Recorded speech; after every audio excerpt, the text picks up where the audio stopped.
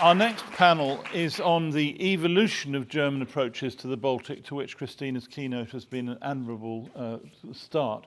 Can I please ask all of the panel to join us here? In particular, I'd want to introduce Alexander Drost, who is going to chair the panel from our colleagues at the Interdisciplinary Centre for the Baltic Sea Region Research at the University of Greifswald. I'd just like to say to you that Alexander has been a very, very strong ally, if I can put it like that, of our centre as we've taken our work forward. You've participated throughout. We found the relationship very fulfilling in very many different ways, and I'm delighted to hand the chair to you for this session. If all of you would like to go on to the panel, please do. Thank you very much, Charles, and also thank you very much, Christina Spohr and Charles Clark, for pointing out that history is actually quite important in the region. I have the pleasure in the first panel that we go into that direction to introduce some more perspectives on the history and the culture of the region and paving the way for the today's discussion further in this regard. Let me point out only one additional aspect of this history of the region is that with the entanglement of the different societies in the region, we also have a shared experience of the societies of this history, and we have coming up from these different perspectives and experiences of crisis, of war, but also of economic interconnections and of cultural exchange. We have a point in this shared heritage that we have to deal with up to today in politics, but also in objects and in certain kinds of cultural practices.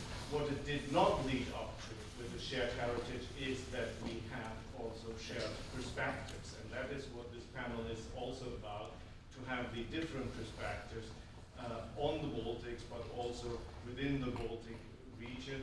And I'm glad about all participants today. We will introduce them with each introductory statement that everyone gives. We will have first the 4 introductory statements and then enter the discussion with you, hopefully a lot of questions, and within the panel.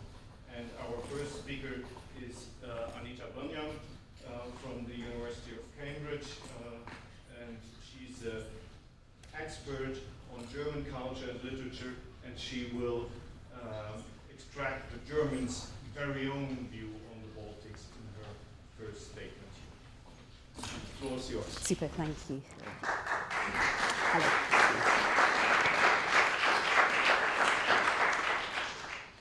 Yeah, hopefully that will work. So thank you very much for coming today. And I've been asked to speak on the Baltic, or the Ostsee, in the German cultural imagination since 1800. And in the early 19th century Germany, there emerged a new and intense cultural interest in representations of waterscapes.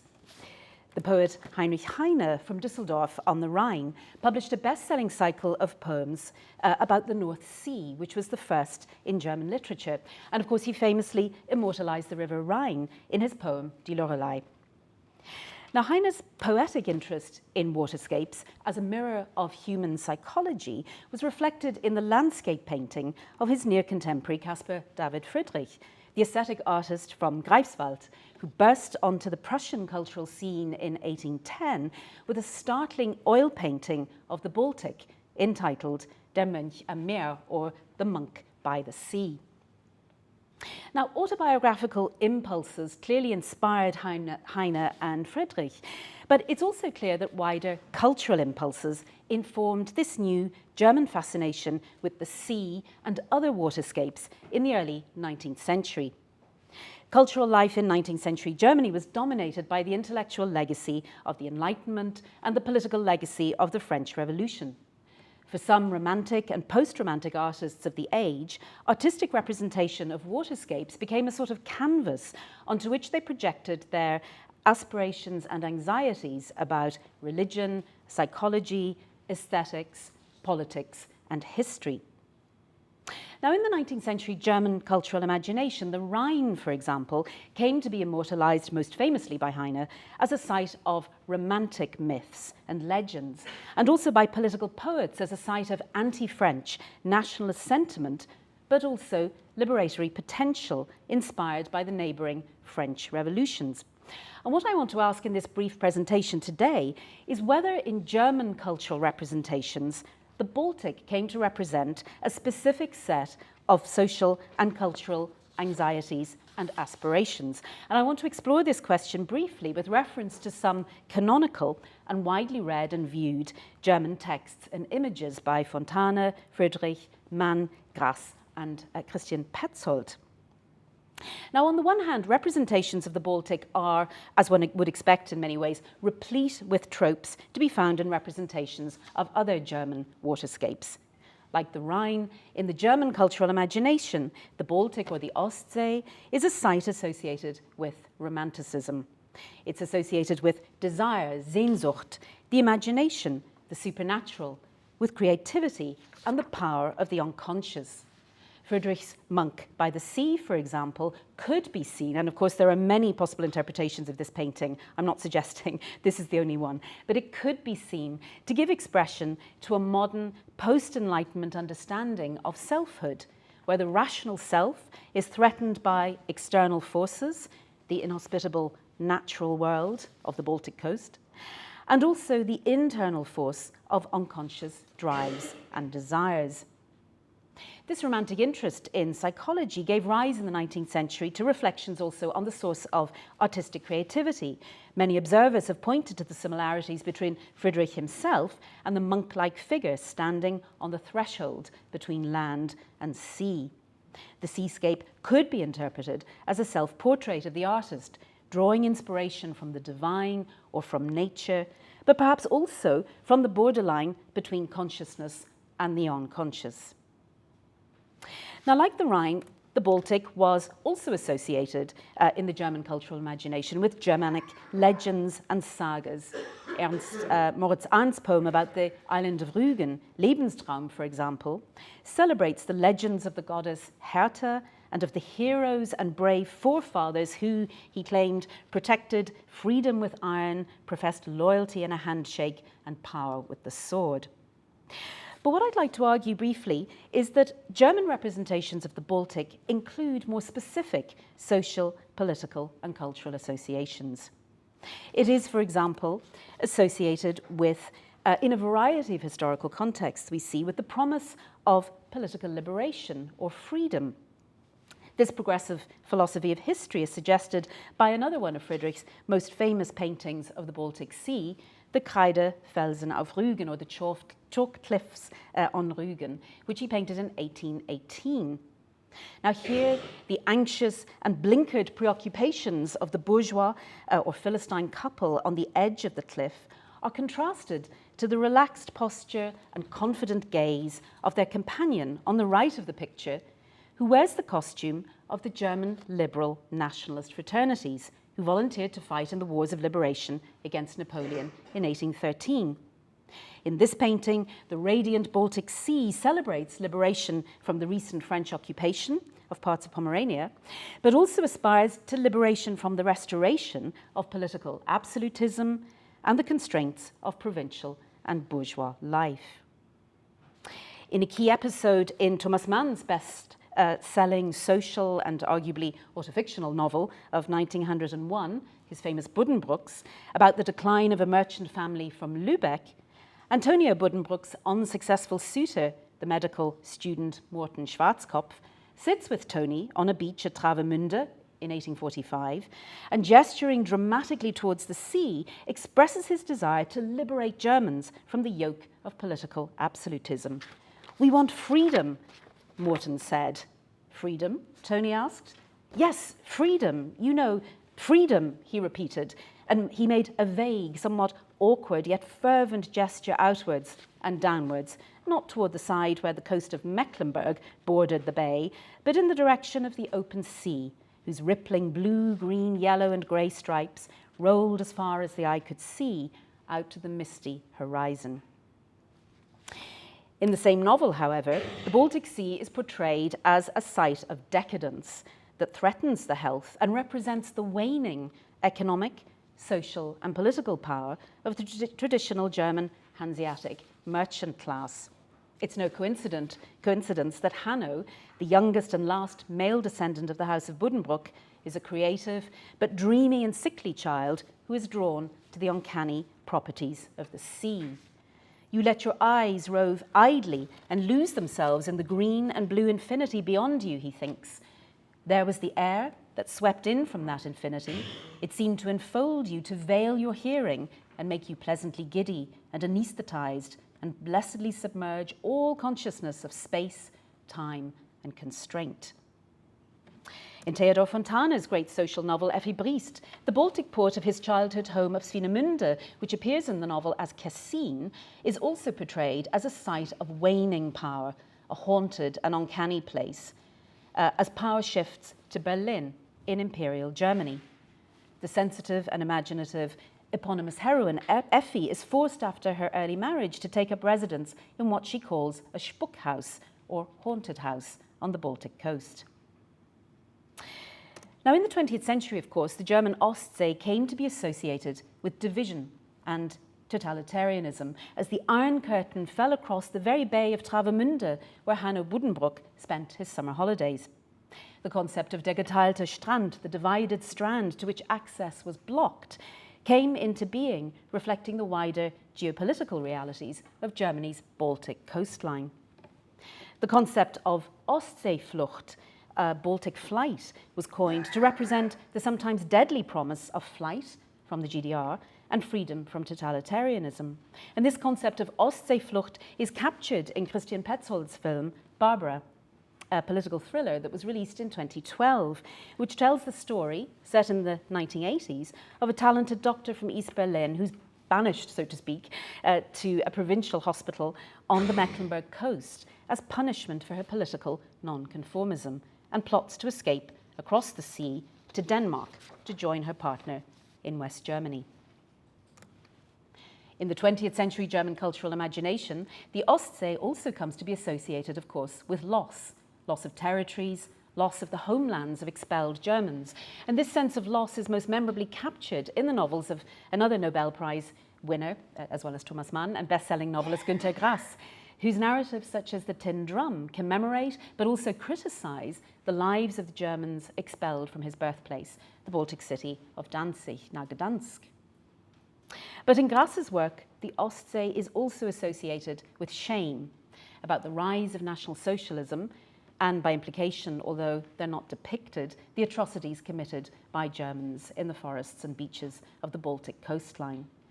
The obliteration of the Jewish Baltic, a shame expressed by the narrative or the narrator of Grass's novella Cat and Mouse, set in the bay of Gdansk, who tries to piece together memories of Malke, the idiosyncratic classmate who loved diving and whom the narrator betrayed when he was indoctrinated as a young man into the tenets of National Socialism. He writes now to atone, but I, he writes, who brought your mouse into the view of one and all cats, the cat represents society here in this novella, I must write. Yet finally, like water, in literature and art, the associations of the Ostsee representations are ambiguous. So that's the thing about literature and art. You can't pin these things down. There's a great deal of ambiguity. There's a great deal of contradiction. The Baltic, the provincial life of the Baltic towns and the fishing settlements in these writings is portrayed as simultaneously stifling, but also a source of reassuring continuity and tradition. As Effi Briest discovers, the supposedly provincial German Baltic towns are in fact much more cosmopolitan, European, and interconnected than they at first appear. The townspeople depend on the areas with which they trade, and since they trade with and are in contact with the whole world, her husband explains, you will also find people from all over the world among them, even in our good old Kessin, although it's actually just a little place, a nest, that famous German word. The emancipatory politics of liberals or Democrats like Morten Schwarzkopf are presented by Mann's narrator from, you probably heard it in the reading, a characteristically ironic perspective, as vague and utopian. He doesn't really rate them very highly, I think. And Petzold's Barbara does not in the end flee, but instead chooses to remain at her Baltic post, where she's found a sense of belonging as a doctor in the provincial hospital and coastal landscape of the GDR. And here the Baltic serves as a site of nostalgie in many ways, nostalgia for the idea of the GDR as a homeland or a Heimat. In the German cultural imagination, then, to conclude, the Baltic is a site with both universal but also quite specific regional, national and supranational associations, which continues to inspire artists and writers. Most recently, the authors of the ubiquitous Ostsee-krimis, or Baltic murder mysteries, a genre which has been given a new lease of life by the reunification of Germany and the regeneration of the Baltic coastal resorts. Thank you very much.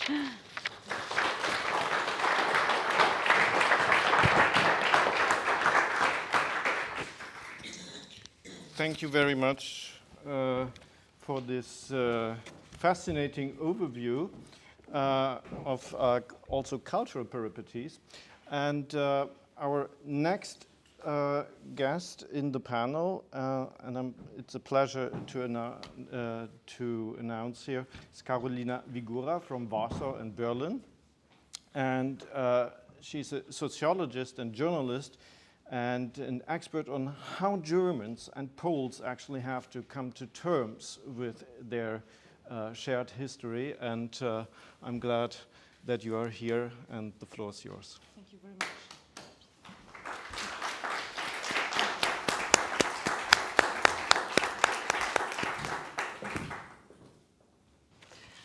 I would like to start with a quotation from Reinhard Koselleck, a German historian, who famously stated once that history might be made by victors, but is best understood through the vanquished. My subject today will be the historical conditions of Germany's attitude to the East Central European part of the Baltic region. So I'm not asking how, I'm asking why. What are the deep reasons for the attitudes that eventually influence the concrete political attitudes, strategies, and decisions?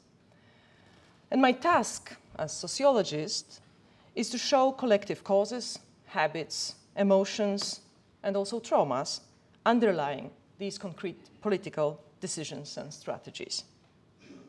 Koselleck will accompany me on the way, but I will now turn to another quotation that you probably will recognize. Poland has a particular sensitivity to corridors and deals above our head. That was the Ribbentrop-Molotov tradition. That was the 20th century. We don't want any repetition of that. Some of you have probably recognized the words of Radosław Sikorski in 2006 as a reaction to the Nord Stream 2 plans. Radosław Sikorski, at that time, a minister in the Law and Justice government. Yes, Law and Justice government. He doesn't say much different things today as a minister in a quite different government. So you would say, perhaps, thus, that this quotation seems, might have seemed for many as a sign of a particular nervousness of some Eastern European politician. Such utterances have been also quite usually understood as a sign of Polish Russophobia. Today, however, such utterances are considered to be a sign of Polish and East Central European rationality and soberness in analyzing what Putin's Russia is and what the directions of the politics of Vladimir Putin's are. So you might say the quotation encapsulates very good the whole difficulty with the East Central European attitude to the directions, the sources, the dynamics of how Germany has created and shaped its politics towards the East in the past decades. it would seem that Germany should play a special role in the Baltic Sea region for decades and decades with a very strong strategy. Germany is the largest and most powerful, not only for the political reasons, but also for the economical reasons, country in the region. Its Baltic coastline is almost 1,000 kilometers out of total 6,000 kilometers of German borders. And of course, Germany defines itself and have defined itself as a Central European country. And yet, as we know very well, not only after today's first interventions, but also throughout the past months and years, less attention has been given to the Baltic Sea region than to other countries. And it is also telling that the other countries of the region have given much more attention to the region of the Baltic Sea than it was given by Germany. It was, as Andris Spruds and Elisabeta Bizgurova from the Latvian Institute of International Affairs write, never a priority in Berlin. Why is this? Well, at least until 2022, for many decades, there were two overarching goals that are somewhat contradictory in German Eastern policy, namely, point number one, to strengthen multilateral cooperation in Europe and NATO, including the Baltic Sea region. This is point number one. And point number two, there was this long-term partnership with Russia. And these two goals were seen as completely contradictory by the East Central European countries, and happened, the realization of the two goals also happened in a great dissatisfaction from the East Central European partners. I started, nevertheless, with Koselleck and his quotation about history, which is written by the victors and understood by the vanquished. And I would like to go back now to it. Where is Germany in this alternative? You might say, of course, in the group of the vanquished, because you cannot actually imagine a country more defeated in the Second World War. However, if you look at East and Central Europe, you will also see a group of deeply defeated countries, so the vanquished. So theoretically, there should be a mutual understanding from both sides, from the vanquished to the vanquished. But I do believe that the quotation from Koselleck doesn't enough say about the differences among the vanquished. It just says that there is this category of being vanquished of history, but it doesn't say what differences there might be in this group. So let me focus for a moment on Germany and how it is seen from East Central European perspective. It is seen as a country which belongs to the vanquished, but that this defeat is actually a defeat that came from inside. It came from one's own request, and it is a defeat of a certain imperial model with source probably in the 18th century in the Prussian political culture. Hence, this defeat does not affect the state and its continuity. With turbulences, but German state survived and continued. And this is extremely important. Now, the partnership between Germany and Russia in East Central Europe is rather understood as a partnership of empire with an empire. So this is a very imperial partnership of countries that may be vanquished at some point, but they understand each other because of common experiences. Now, Central Eastern Europe, as belonging to the vanquished, is something completely else. Milan Kundera, the Nobel Prize winner in literature, called those countries once the small nations. So the defeat of those nations is something that came from outside. They didn't wish for it. And this defeat repeated and repeated and repeated again in their history. and it affected the continuity and existence of the state. To belong to East Central Europe is to think that everything is temporary, that even the successes of the past 35 years of the democratic transformation are actually temporary, because Russia can enter at any time. So this is a fear which is connected with sovereignty itself. It's a troubled sovereignty. If you wish, this is a post-traumatic sovereignty, because the loss of sovereignty in this region has been always connected with mass loss of civilians and mass suffering of civilians, including the large Jewish minority. So you might say that when Radosław Sikorski appeals to Ribbentrop-Molotov tradition, he states exactly this. Our most important experience is the Ribbentrop-Molotov Pact, is the Hitler-Stalin Pact, and disappearance of the state. Now you can see how different the experience of history and how different the experience of politics actually is between Germany and the states that belong to Central and Eastern Europe in the Baltic region. Now, the question to conclude is actually, can we go out of this? Can the Zeitenwende have the potential of eliminating this lack of understanding? Surely it does have the potential to eliminate the contradiction that I have defined, pointing at the two goals of previous German foreign policy in the East. Especially in the wake of the war in Ukraine, relation with Russia seems simply impossible, not because it's a vanquished empire, but because it's a growing and aggressive empire. But is Zeitenwende durable? Is the change durable? If we look in the opinion polls in German society, the respondents will say in their majority that they don't see a direct threat in Russian state towards Germany. So you might say, is it durable?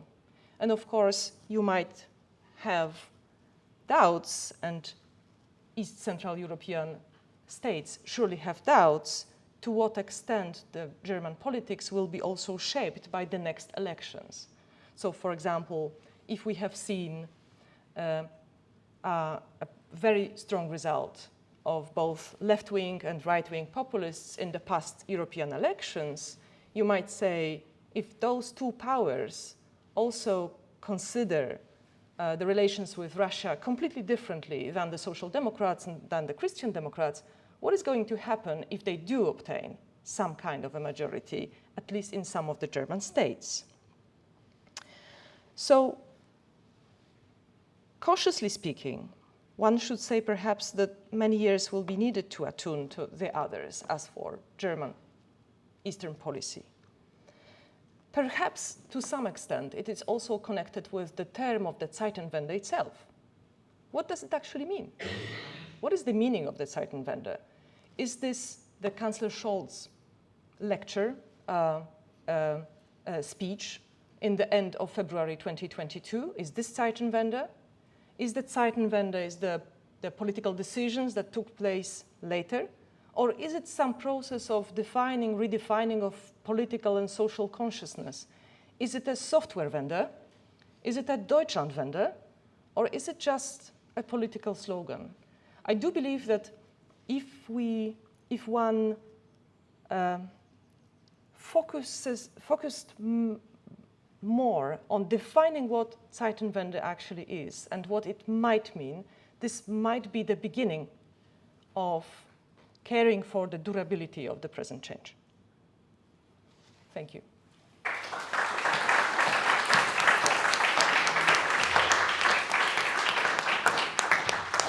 Thank you very much, Karolina, for focusing on these different perceptions within the region.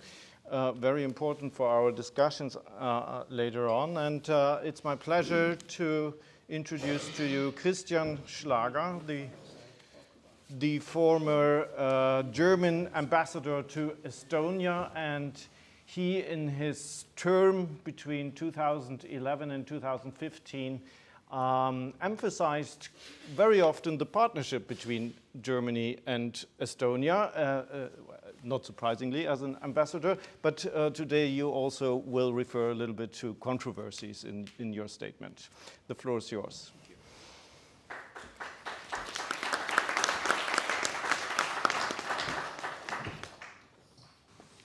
Thank you very much, Mr. Chair.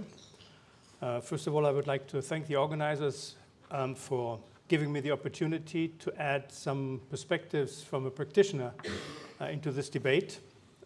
Hopefully, this will help understand some of the issues already mentioned. Germany's look at Estonia, from ignorance to partnership, I called it. The history of Germany's political approach towards Estonia has seen many ups and downs, from ignoring to the existence to a respectful partnership as we have it today. But one item could always be seen, even if you look behind the scenes of today, and that was Russia first. To illustrate that history of Germany's relations with Estonia, I've selected a couple of historic episodes and chapters. And to start with, you might be able to share my own surprise, which happened for the first time when I was shortly after I had been ambassador to Tallinn. I received an invitation to commemorate the Victory Day on June 23rd, which is celebrated every year in Estonia, only to find out that this Victory Day was to commemorate the victory of Estonians against Germans. That was indeed a surprise, but it was a simple explanation to that. It had to do with Estonia's first declaration of independence in the year 1918, because Estonia, as well as the other Baltic states, used the chaos and the political vacuum that had existed in that part of Europe shortly before the end of the war, shortly before and the foreseeable Germany's defeat. Russia, the Red Russia, had not yet come to full power, and in those days, the Estonians took the opportunity to declare their first independence in February 1918. However, they did not reckon with the stubbornness of some of the German nobility still in this area, which resented the idea of losing German control for good and forever. Therefore, they formed military forces, so-called Freikorps, and the German local Landeswehr. And all of a sudden, now Estonia had not only to fight the Red Russian army, but also to fend off attempts by German forces to re-establish German rule. And it happened that on June 23rd, 1919, around the city of Võnnu, which is now northern Latvia, Estonian forces clashed with the German Freikorps, and in the event, eventually, the Estonian forces took the victory. And this victory over German forces in those days, shortly after the first declaration of Estonia's independence, was decisive to secure the still fragile Estonian independence, which Germans had tried to prevent. It went deep. To prevent Germans from re-establishing their old rule was seen by many Estonians as a historic revenge for 700 years of slavery, and became a symbol for Estonia's resilience against foreign domination still today. It is a national holiday still today, and the history needs to be known. But a really striking event in the history of German-Estonian relations is mentioned already several times, the Hitler-Stalin Pact. Estonia was not only shocked and felt not only ignored in this case, but betrayed by Germany. On August 23rd, 1939, the world, and in particular, of course, the Baltic and Polish world, was shocked to learn that the two ideological arch-enemies, Germany and Russia, had concluded what they called a non-aggression treaty. However, what the world did not know in those days is the fact that the treaty included a secret protocol dividing Eastern Europe into spheres of influence dominated by Germany and Russia. Finland, Estonia, Latvia, Lithuania, Eastern Poland, and Bessarabia, which is now Moldova, went to Russia, and Western and Central Poland and Lithuania to Germany. Later on, Lithuania came also to Russia. Russian occupation of Estonia and incorporation into the Soviet Union as the Estonian Socialist Soviet Republic followed quickly, already towards the end of 1939, 1940. And I want to add one point here, which was omitted earlier on. In those days, following one element of the Hitler-Stalin Pact was the fact that Germans living in Estonia were forced to leave Estonia. They were obliged to leave Estonia. Most of them did not want to leave. They wanted to stay on, but due to the fact that Hitler said to Stalin, you have a German-free Estonia, there you can do whatever you want with it, and Germans will not be affected. Germans had to leave forcefully their sometimes century-old homes. With Hitler-Stalin Pact, Germany had paved actually the way for the elimination of the young, free and independent Baltic states in 1939. And in 1941, Germany refused to allow the Estonian independence to be re-established when German troops entered the Baltic countries. Germany's treacherous deal with Russia was the root cause of Estonia's loss of independence and freedom and further waves of deportations and decades of subjugation by the Soviet Union. So when I said Estonia was shocked and felt not only ignored but betrayed by Germany, this was a feeling which really went down deeply. A third epoch, or a third experience in the history of Germany with the region and with Estonia went along with Estonia's second independence, or rather re-establishing independence, as they call it, and as it is true.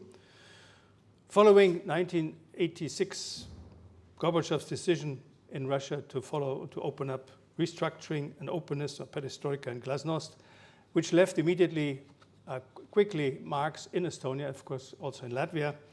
The following years were marked by an ever-growing movement of non-governmental groups demanding the restoration of Estonia's stolen independence, a movement quickly to become known as the Singing Revolution. The call for independence, of course, clashed with strong, at times even bloody, opposition from the old guards of the Soviet communism in Moscow. However, and that's the point, the reaction of the Western countries, including Germany, to the events unfolding in Estonia had been marked by a remarkable amount of reserve, to put it mildly. And the message sent to the Baltic countries was clear: be patient, don't rock the boat too hard. This approach was particularly true for the then Western Germany, firstly because Western Germany's priority in those days was, of course, to deal with the events in Eastern Germany and to make sure that those events would go unbloody. And secondly, the top priority, as it was mentioned already, of the Kohl government of those days was to approach the developments with great caution to avoid everything that might threaten the stability of the Soviet Union, because Germany needed a stable, responsible, and able Soviet leadership to negotiate German reunification. Thus, only once German unification had come, the leadership of the new Germany sensed more room of maneuver. The Soviet bloodshed in Riga in January 1991, and only 3 months after unification it happened, caused the first, albeit still very, very cautious, shift of Germany's approach. Foreign Minister Genscher invited all 3 Baltic foreign ministers to meet him in Bonn on January 28, 1991.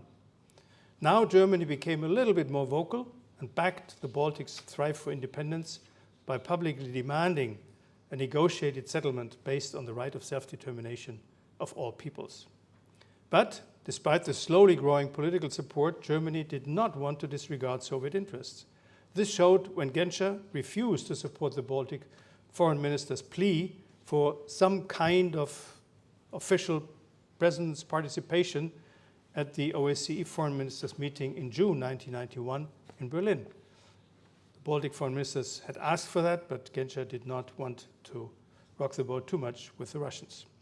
During those weeks, nobody anticipated the coup attempt in Moscow in August 1991. And again, Estonia, like the others, took the advantage of this political chaos, grasped the historic opportunity, and declared the restoration of Estonia's independence on August 20th, 1991. But Germany, instead of coming out immediately to support Estonia's independence declaration unconditionally, like some other countries had already done, wavered. Germany wavered again. Also, Russian President Yeltsin's approval of Estonia's declaration of independence had already been made public on the same day, on August 20th. Germany and Mr. Genscher, still 2 days later, on August 22, asked only for negotiations to be started between the Soviet Union and the Baltic states about their wish for independence. It was only once Yeltsin himself had formalized Russia's acknowledgement of Estonia's independence 2 days later, on August 24, that Germany followed suit and invited again the 3 Baltic foreign ministers to come to Bonn. And on August 27th and on August 28th, it was published that Germany would re-establish diplomatic relations with the 3 Baltic states. So once again, Germany's political approach to those traumatic events was marked by more considerations for Russia's interests instead for Estonia's interests. Understandably, to some extent, from a German perspective, but still, that is how it was seen and received in the Baltic countries, and in particular in Estonia. The years after independence is the 4th element. And after re-establishing independence, Estonia pinned great hopes and expectations to a new supportive relationship with Germany. In some sectors they were met, in others the development was rather disappointing. And I just want to highlight one element which marks this sentiment that at those days was still very deep, and it still exists today to some extent, that German actions with Russia, German interaction with Russia had always been received very, very cautiously and with great apprehension. Germany, again, shortly after independence, appeared to be more concerned about the fate of the Russian-speaking population in Estonia than the problems of Estonians caused by decades of Soviet occupation. Russia had been successful in creating a narrative taking up Western countries, in particular Germany, alleging that Estonia was discriminating the now minority Russian population. The newly created OSCE Office of the High Commissioner of the National Minorities sent its first office bearer, Max van der Stoel, several times to Estonia in those years to address the Russian allegation that Estonia violates the human rights of the Russian population. Estonia, of course, rejected these allegations and was surprised, to put it mildly, that Western countries helped Russia to put the democratic Estonia into the dock for alleged breach of human rights, instead of going the other way around. This is just one of the examples which was sufficient in a way to rekindle deeply rooted apprehensions among Estonians and confirmed their belief that when push comes to shove, Germany would always care more about Russian than Estonian interests. The wounds caused by the Hitler-Stalin Pact had healed at the surface in those days, but they were not forgotten. A feeling only to be confirmed in the early 2000s by Germany's decision to partner with Russia to build a gas pipeline from Russia directly to Germany, Nord Stream 1.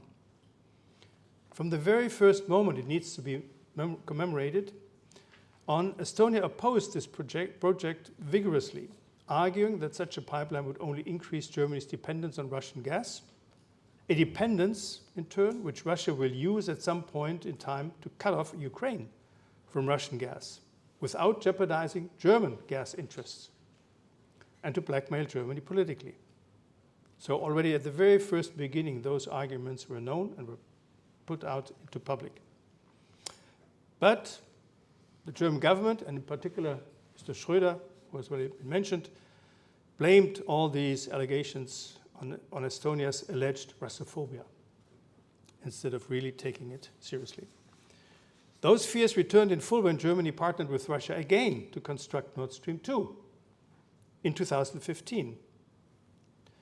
Parallel to Germany's lackluster and inconclusive reactions to Russia's aggression against Ukraine and the occupation of the Crimea, starting in February 2014. So this had already happened in February 2014, and still Germany continued with Nord Stream 2. Again, many German politicians blamed Estonia's warnings more on its Russophobia than to take it what it was and still is, a sober analysis of Russian politics based on decades, if not centuries, of experience. For Estonians, this signified the spirit of the Hitler-Stalin Pact. I was often confronted with this allegation, with this sentiment when I talked to Estonians in those days. Germany shakes hands with Russia to the detriment of the countries in between. Fears which were confirmed some years later by Germany's incredible passive reaction to Putin's all-out aggression against Ukraine in February 2022. Again, Germany, despite declaring the famous Zeitenwende, did not act quickly, decisively, and substantially when it came to support Ukraine with military equipment. It took Germany far too long to finally realize that it is not about Ukraine alone, but that Russia is out to re-establish its control over Eastern and Central Europe, even through war. So sadly enough, one needs to say today, it needed Russia's all-out war against Ukraine to prepare the ground for the fundamental shift in Germany's approach towards the Baltic countries, as it can be seen with regard to two aspects. First, Germany started slowly but steadily to realize and accept that what Estonia and others had been saying all along, that Russia is an aggressive imperialist country ready to expand its control through war if need be. A notion that had been rejected for decades. Now, slowly but steadily, the political scene in Germany is starting to accept that. And to accept that Estonia is not driven by, that Estonia and the other two Baltic countries are not driven by Russophobia, but has a much deeper and broader knowledge of Russian thinking based on her century-old experience with Russia as neighbor, occupier, and suppressor. But even that shift, to conclude, which is just one element of the famous Zeitenwende from the Chancellor's historic speech on February 27, 2022, still meets substantial opposition in Germany from some political circles, including his own party. Germany has a very long way, I would say today, to fully implement its most important and urgent elements. Nevertheless, when it comes to Germany's relations with Estonia, the stage is set for Germany to develop a truly respectful partnership with Estonia. All it needs is a Germany which acts accordingly in the years to come. Thank you.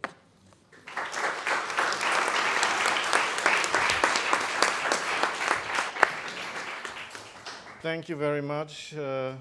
Also to highlighting the German role in this challenging endeavor to reach independence in Estonia.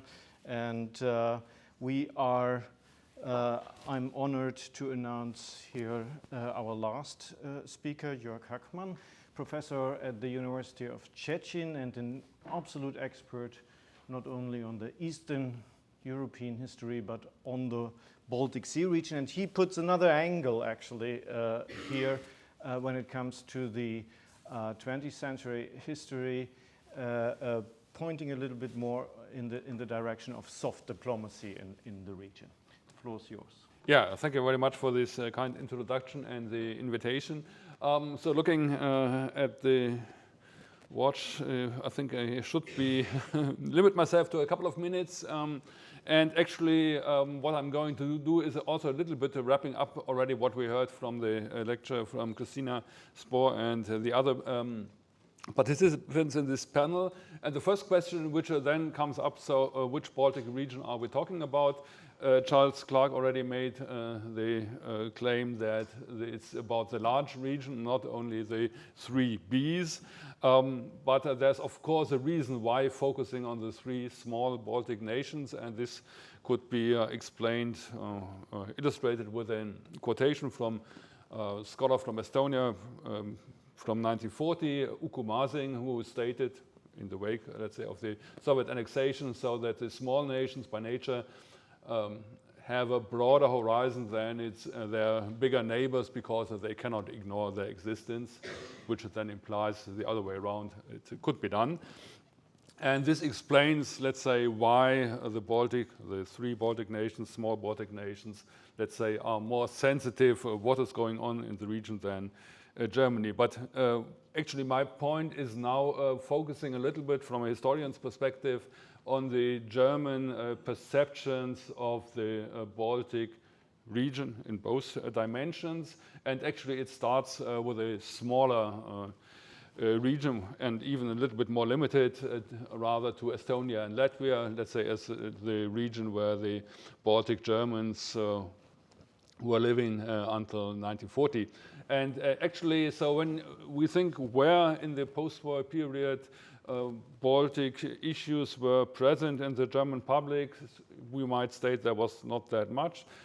people in West Berlin in the 1980s might have noticed that there was a building rather desperately needing a rehab because the owner was gone. The owner was the Republic of Estonia. It was then managed by a trustee and so had a quite a special status, so you could get cheap apartments in there, and only after 1991, so the owner, so the restored Republic of Estonia was able to get this building back, and today it's, as probably many of you know, so it's the embassy of Estonia in Germany.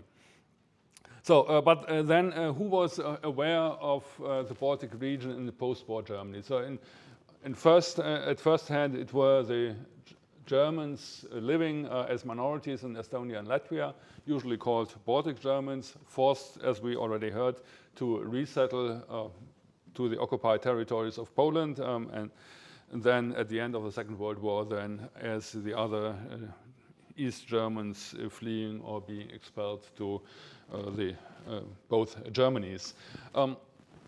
What was, but besides, and this we heard already from the lecture by Christina Spohr, so there were also Baltic exile communities in Germany, first as DPs, and then later on moving to the Americas and Australia. And so there were Baltic institutions of this exile in West Germany, but hardly known outside of the communities. So we had the Baltic University until the early 50s in Pinneberg, and we had the Latvian and Lithuanian high schools in Münster and Hüttenfeld. Both, I think in Hüttenfeld is still existing, but the Latvian summer stopped to exist, I think in the early 2000s. So there were institutions, but hardly known outside. So if there was a German perspective on the region, it was rather through the lens of the Baltic Germans, which also meant that Lithuania was rather excluded, and did not play a role. Also, if you look at scholarly and other institutions, and also if you look at the Landsmannschaften, which of course play an important role in West Germany, and there we have to say that the Baltische Landsmannschaft actually was not as present as the big expellee organizations from Poland or the Sudeten regions. And in addition, so there was, and still is, the Baltische Ritterschaften, so there was also a social division within those people connected to the region, and actually so the Baltische Ritterschaften were not really interested in having much publicity and rather closing their ranks.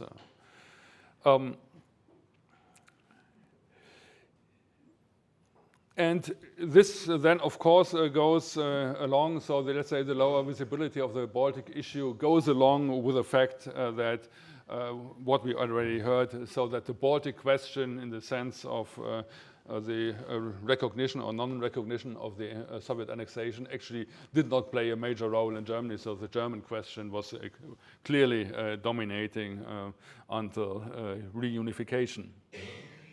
So then we could say quite a lot about direct contacts emerging in the 1980s from, let's say, on a civil society, so from below level, which had to do with, let's say, changes going on in the Soviet Union, and usually so the ferry connection between Helsinki and Tallinn was a way how to get to the region.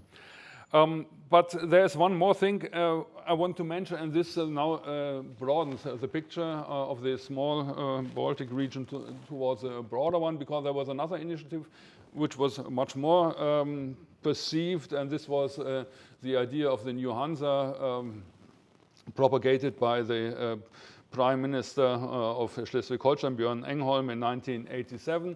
So actually, one might say this was a little bit, so the success of this idea came by accident, because initially Engholm was thinking of strengthening, let's say, the economy of his state, and not so much thinking about the broader region. But what came up then was that the idea of the cultural, historical unity of the Baltic Sea region then was taken up in the smaller Baltic region in Northern Europe, and actually also served as a means to talk about connections which were not yet there on social or economic terms in the late 1980s. So this means we have then the broader Baltic Sea perspective, I would say, dominating in Germany, and this of course goes along and cannot be separated from the support for the singing revolutions. And then let's come to an end. And if we, I think we heard it already, so it was quite clear if we look at the political discussion, so there was a clear and undisputed general support in Germany for the integration of the three Baltic states in European structures, Baltic Sea regional structures, and I would also say into NATO membership, although if we look at, let's say, Chancellor Schröder's statement that every state can choose its own priorities concerning security, of course, could also be read that there was not so much support, at least from his side. But there were also, and this should also be added so that the picture doesn't become too rosy, also critical perceptions once again of the Baltic in three Baltic nations and states.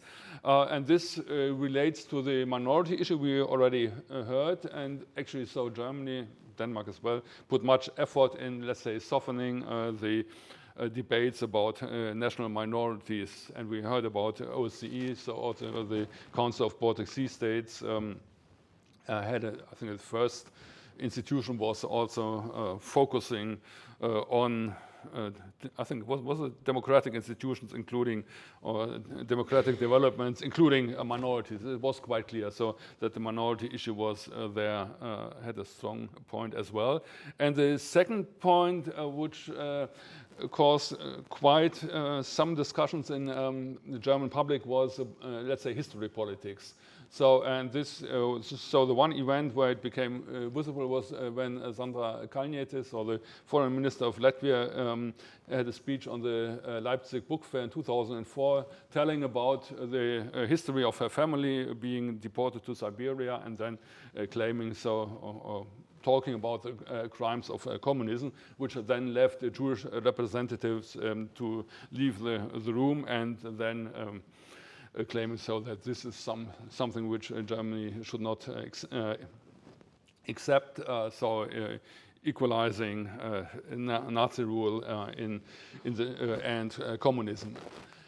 And this then went also on. You could also follow this in the debate on the Bronx soldier, which actually started, so the crisis in 2007 in Tallinn, started with a monument dedicated to the Estonian SS Legion, private monument, which then was removed, but so then you had the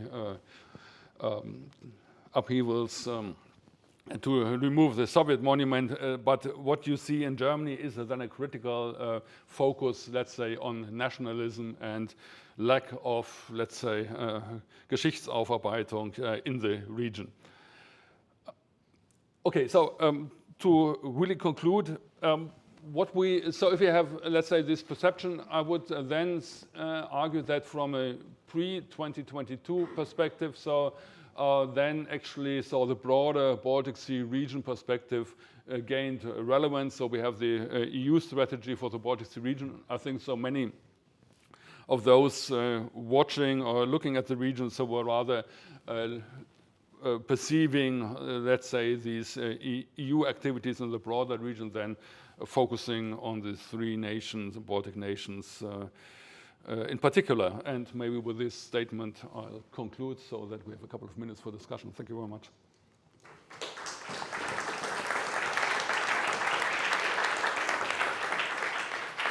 Thank you very much, Jörg, also for pointing out these a little bit on the difference within Germany. Actually, we have a Western perspective on the Baltics and an Eastern one.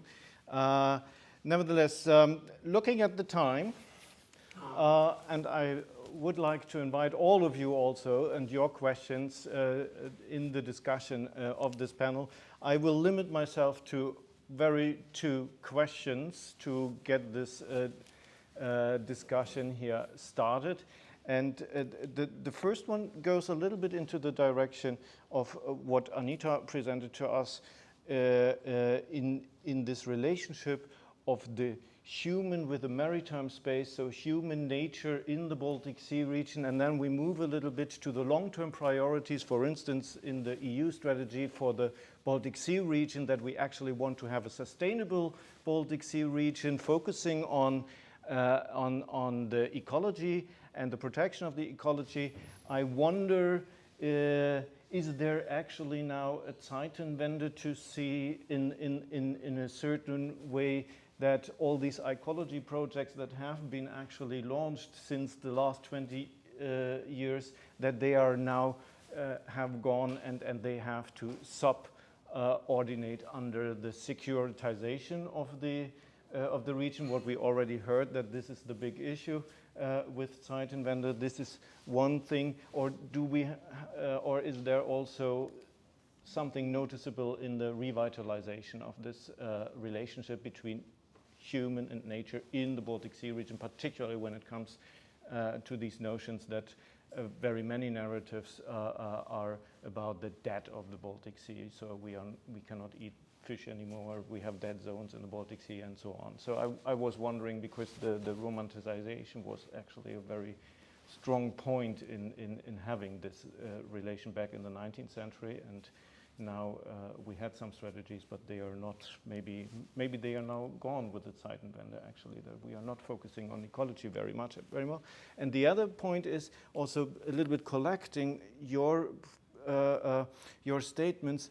Do we need, it's a very basic question, do we need a new narrative of Europe, actually, particularly taking into account that some voices are unheard, still unheard, some developments and some history is unknown, actually, and considering that this knowledge and these voices are very important in designing or in actually having political strategies and developing policies that is for a total Europe, and now also having the question of Ukraine belonging to that kind of Europe that we imagine and that has been imagined, particularly in Brussels and not, or in the western parts of Europe and not very much in the eastern parts. So these two questions, maybe you can go first, and then we have. Yes, thank you. I mean, that question of the relationship between the human and nature, that romanticization. I mean, I suppose what I was trying to argue to some extent was that sort of romanticization of the Baltic was very much a sort of a 19th century feature, and actually in the 20th century it becomes probably more politicized in a sense. I think, I mean, what might be interesting to look at would be what is very striking is of course the revitalization of these Baltic sort of sea resorts, in a sense, which of course I think it's important to remember during the division of Germany, of course, these beaches and so on were not actually accessible, really, very accessible to the mainly East German public. There were sort of specific areas where, you know, there was sort of managed tourism, in a sense, managed by the GDR government. So I think what you probably see, probably amongst the public as well now in Germany is that they are now getting to know, I suppose, again for the first time, these areas. To appreciate them also, and probably to appreciate actually the natural landscape of the Baltic, you know, which had been gesperrt essentially up until 1990. So I think whether actually, I mean, I will leave it to the security experts really to say whether you know, securitization is now going to sort of obliterate that. But my sense though is that actually on the part of the public in Germany, there is now a kind of revitalized interest in the Baltic, not just in a sense as a security space, but actually as a natural resource and a natural space as well. So but as I say, I'm a literary scholar. I'm not going to. I will leave it also to the energy but we need experts. This different perspective. Yeah, but I think, and also just from the point of view of, I think, public appreciation. I think now that the Baltic sea space has been opened again to the German public, I think it's important to remember that it was really closed off, even though, of course, East Germans did have access to the beaches, but as I say, it was very restricted.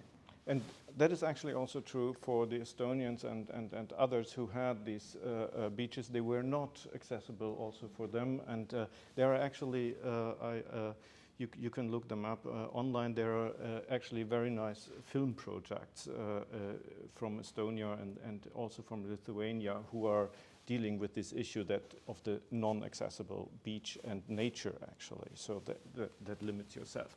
So, but the other question that we have: do we need a new narrative of Europe against this backdrop of knowledge that we have or not have? So perhaps I'll attempt us first. I don't think that there is anything like a stable and durable narration of Europe. I think Europe is more of a process, and it's a process of mutual learning also. So it's very difficult to answer the question which is formulated like that. Of course, it brings to my mind many anecdotes, like the latest anecdote about Ursula von der Leyen talking to the former Lithuanian Prime Minister and saying, "Oh, we should have listened to you. This was so important that what you have been saying." To which the former Prime Minister answers, "You are still not listening to us." Yeah. So I do believe that this is a process of mutual learning. I was trying to point at the reasons for differences, at the deep reasons for differences. So first, different understanding of what defeat might mean. Second, what the differences in understanding of what the state and sovereignty is, and this post-traumatic attitude to state, which clearly provides some kind of knowledge to East and Central European part of the Baltic region. And third, that the Zeitenwende itself might be interpreted and understood in very many ways. So I do believe that there are also, of course, many other, but those 3 points might be somehow at the point of departure of the further mutual learning. And last but not least, I do believe that with the time, a new narrative of Europe will have to emerge. It is emerging because February 2022 has basically put an end to the junior-senior partner relation between the West and the East of Europe. Perhaps knowledge is not the same as a political and economical position, but still the knowledge that has been provided by the eastern part of the Baltic Sea region has been looming large, and I think it will further influence the narrative of Europe.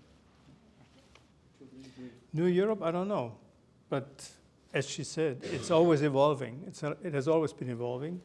I think the most important thing is that Europeans, particularly in the West, accept the new realities that we have. We are living in a different Europe than 20 years back. And if we really manage to accept that there are new realities, and if we accept the notion and the necessity to live according to those new realities, to form our policies according to those new realities, yes, then we will have a new Europe evolving. It cannot be decreed. It will evolve. Public appreciation of the Baltic states, yes. I mean, there are a lot more tourists going there, which is quite important for the public appreciation. But I would warn that this goes down deeply and that this turns into political point, that the notion grows that Germany is really responsible for the security of the Baltic countries. That is a different story. To go there and to visit Thomas Mann's house in Lithuania is one thing, and to enjoy the nature, but to come back home to Germany and then agree to the notion put forward by Mr. Pistorius now, that actually, yes, Germany is in charge as responsible for the security of those countries, this area. That is again a completely different story. Yeah, actually, I can only repeat what has already been said. So the idea of having a top-down approach towards a European narrative, I think, does not work. So it must come from below, and if it comes from below, it's by nature multinational. So then the challenge is to do something transnational out of that.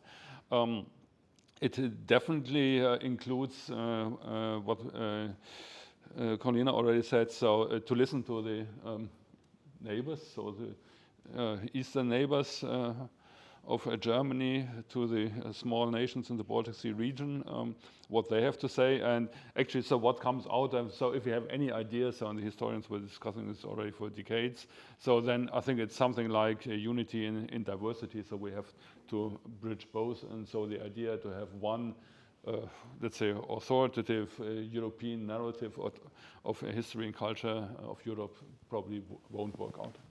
Sorry for that. Thank you very much. Please, questions from the audience. There's one, and I have this here. Oh, then we start here because the mic is here, and you are second. I'll keep it short. I'll keep it short, promised. Sven Egenter, I had the Clean Energy Wire Clue, actually a transnational project on connecting journalists on the energy transition across Europe, and a lot of what I've heard already, is a strong reflection of our work. My question is, you were raising a very important issue, the lack of a sort of conclusive European narrative, and you made the point that it should come bottom up. But from my perspective is the question, how do you create a type of public diplomacy that reaches actually, those people who will ultimately elect the politicians that will then translate all that into some type of politics? Professor Vigura made a very strong point about the misunderstandings between Germany and Poland, and I can only subscribe to that wholeheartedly. Now, the last 10 years of our work have very strongly emphasized that. But the question is, there is no pan-European media sphere. It's dominated by an American and London-centric international media. What are options you see to create a sort of public diplomacy that works? Who wants to? You want to collect? We can collect. We can also use the time of the moving microphone to answer. But now the second question, yeah. Thank you. Luke Arnold, the UK Ministry of Defence, International Relations, Germany desk. My question was about the public perception in the Baltic countries of Germany and Zeitenwende.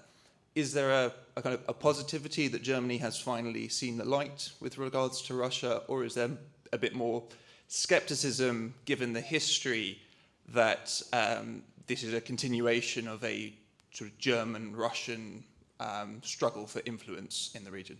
Thank you. Thank you. So, who would like to address? Yeah. On the second question, a simple answer. Public reaction in the Baltics, there is still a lot of skepticism, and I think they're right to have that. It's very simple. Be it historic or current actions of German government, put all together, the experience of the past.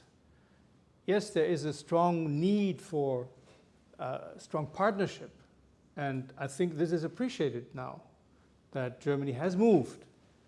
But deep down, I would argue that many Estonians and probably also Latvians are full of apprehension whether this will last.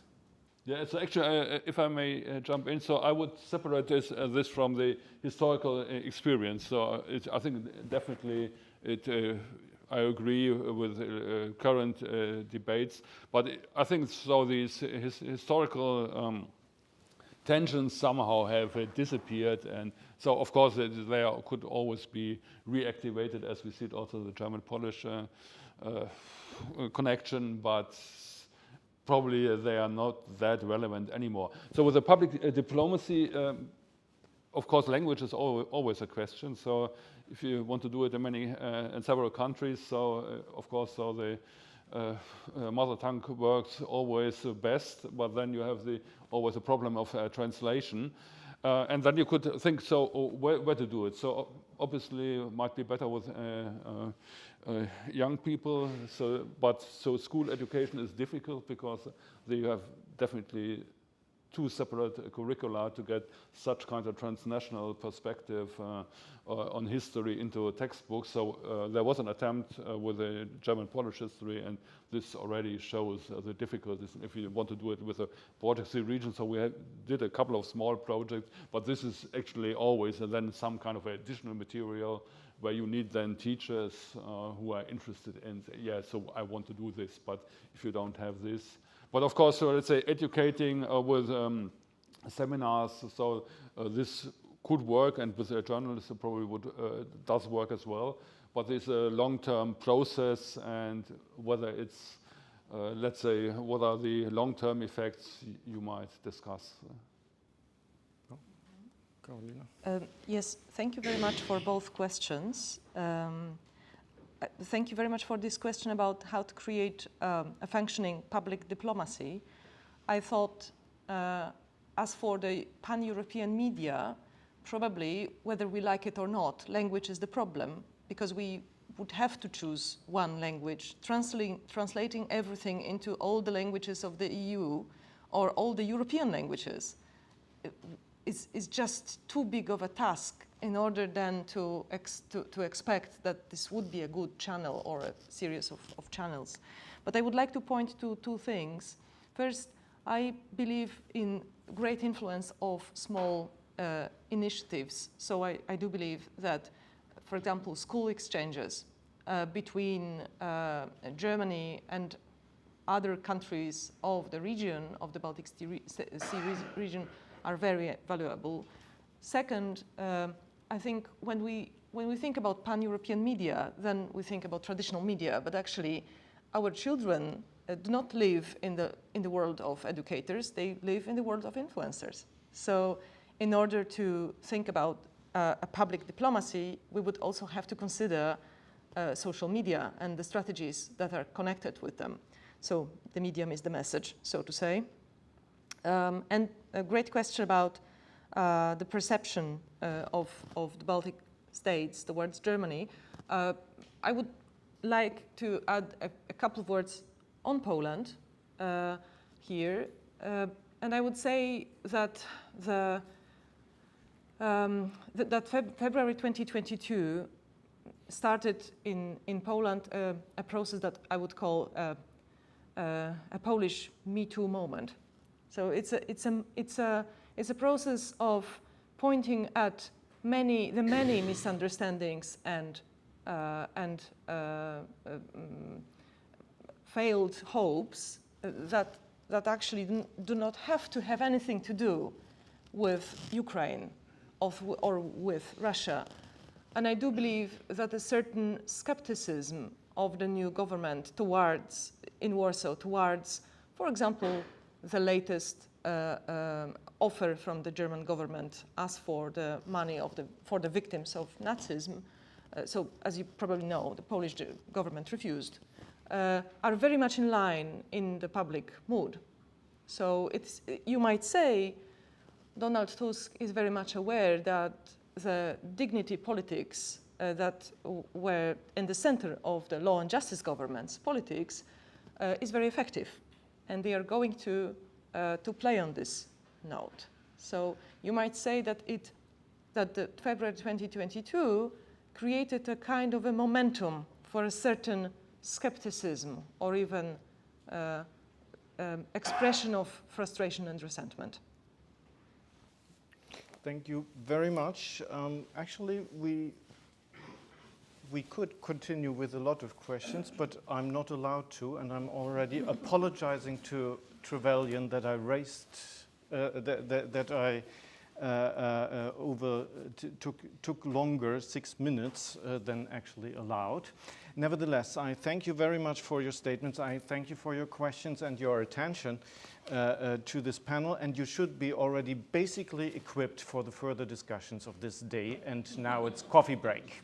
Thank you. For the moderator. Thank you. Thank you.